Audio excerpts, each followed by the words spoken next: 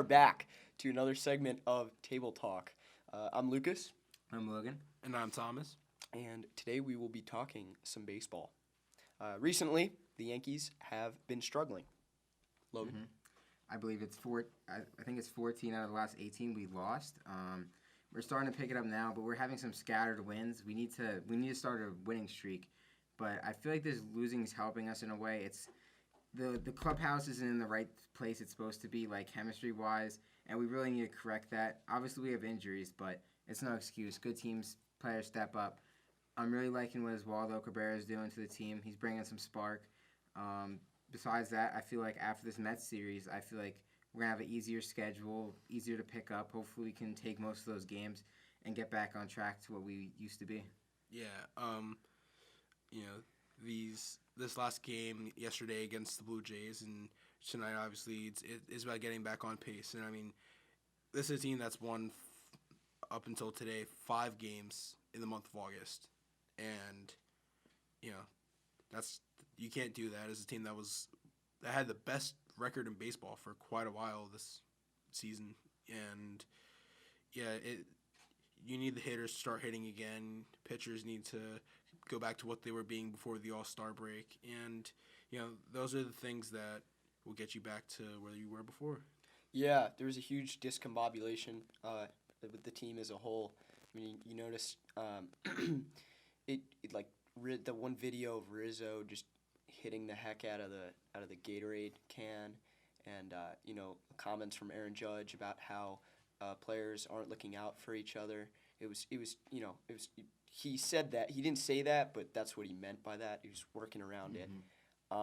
Just the chemistry didn't seem to be there because this is a team that's not used to winning. They used to have We're fun, talking now they're frustrated. Not even up until like the Cardinals series, I want to say they hadn't been swept all year, and then they get hit with that. And I think they have a lot of young players that are learning how to deal with losing because the Yankees historically are a winning franchise, and I think that's their problem that they're facing right now. Yeah, they just weren't used to losing this year as they were having a historic year, and it's gone downhill, and they got to find some spark to pick it back up. Obviously, first half of the season was amazing, as best as it could have been. Barely any injuries. We're facing injuries now. People got to step up. I feel like come October, we'll be a team not to be reckoned with in the playoffs again. Yeah. Especially with the addition of Rizzo and Stanton coming back, you would think that the team would be better off now, but it's not. I think the pitching staff needs to do better, and the bullpen's lost. Clay Holmes used to be that guy, and now he's not that guy anymore. We're looking like the Yankees bullpen of last year and the year before that, where we'd come into games with big leads going into. I want to say we haven't really had. Well, we haven't had it as bad as we that. haven't had big leads. It hasn't really. It also the hitting has been terrible over this stretch. Yeah, but I'm saying like our pitching.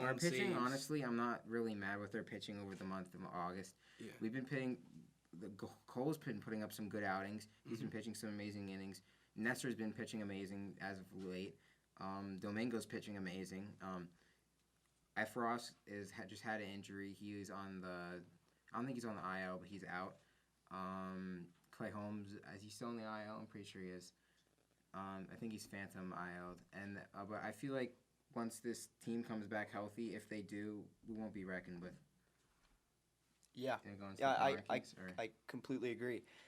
Another thing we want to talk about today is the power rankings. So far, this is what the MLB came out with earlier today. The Los Angeles Dodgers have taken the 1 spot. The Houston Astros are 2nd. New York Mets are 3rd. Atlanta Braves 4th. And the New York Yankees are 5th now. St. Louis Cardinals are 6th. Toronto Blue Jays are 7th. The Seattle Mariners are 8th. 9th are the Cleveland Guardians. And 10th is the Philadelphia Phillies. Yeah. And some surprises here. I definitely agree that the Dodgers are definitely the best team in baseball right now. Yeah. I like the top 3, the Astros being in front of the Mets. I just feel like the Astros are a better team than the Mets. I feel like from 4 to 10 is where it varies because I just feel all those teams right now are just pretty much close together. Yeah. As the Phillies are very hot right now before the Mets series, as the Yankees are cold, but their record's still high up there. Yeah, and I think that if a strong closing out of the month of August can put the Yankees back in that top 4, top 3 debate. And like we said before, they haven't been winning in August, and that's the biggest reason that they've had this slide. And you just need to get back on track. I think that what's interesting is the Mariners being in the top 10. I like the Mariners. Yeah, the Mariners are a good team. And Julio Rodriguez he's basically a lock to win Rookie of the Year. And I really like their pitching staff. I love their pitching staff. Yeah, I think the things that you're not going to see, I don't think the Guardians will be able to pull through. The Guardians are not going to, they're not a playoff team. They're not built for the playoffs. Blue Jays, I hope to see them in the playoffs. They're an exciting team. But I think your top 5, and depending on how the NL Central plays out, because the Brewers aren't doing well, depending on how that plays out, those top 6 teams are going to be the main teams that will be talked about going into the playoffs. Yeah. All of those teams, if you notice, there's something in common with all of these teams is they all have a stable pitching staff for the most part. And, their lineup is just consistent. It's not about one guy going off, as we've seen with the Yankees. You could have an 18-game stretch where one player hits well, but if not everybody's hitting, you're not going to do well. Yeah. And so I think that's what we're seeing, with these teams. Yeah, and I also think something interesting that I'm thinking about is, the AL East, the strength of that division is really apparent when you have 2 teams in the top 10. And then you have even your worst teams. The Orioles are above 500.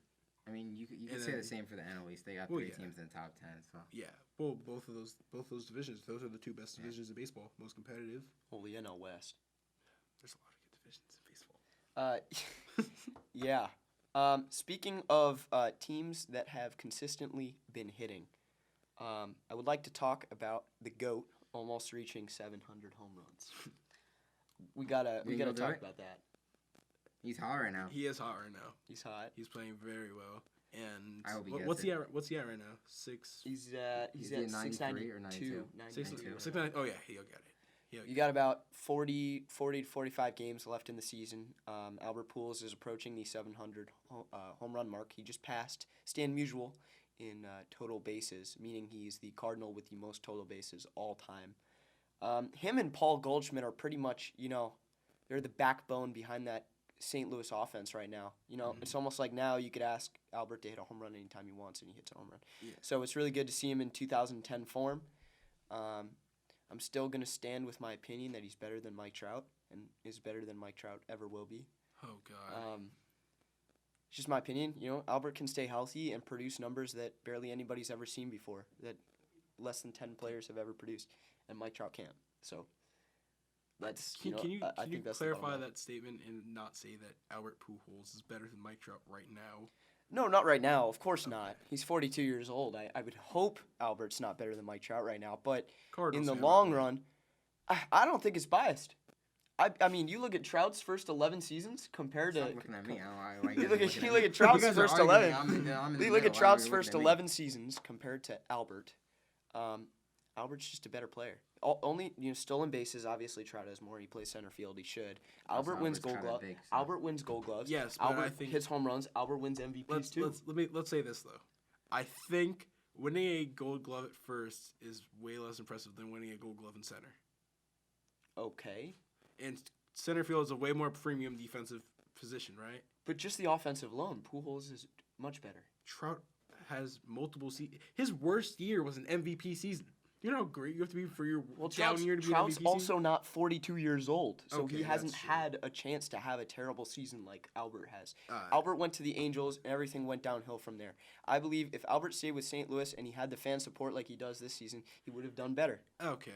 Anyway, it's pointless. Leave it at that. How about you let us know? Yeah. Who's had a better career right now? How about you let us know? Please look at the Baseball Reference stats. Look at the first 11 years. Yeah. And compare them. I think that's going to be the end of our segment here. Let's hope the Yankees lose, right? And Domingo Germán's pitching a gem. Still be quiet. Yeah. But they're going to lose. No. They're playing in Mickey Mouse's clubhouse. Okay. And yeah, I mean the bottom line is here they suck. Germán masterclass. Okay. All right. We'll catch you Bye. later. Catch you later. Bye.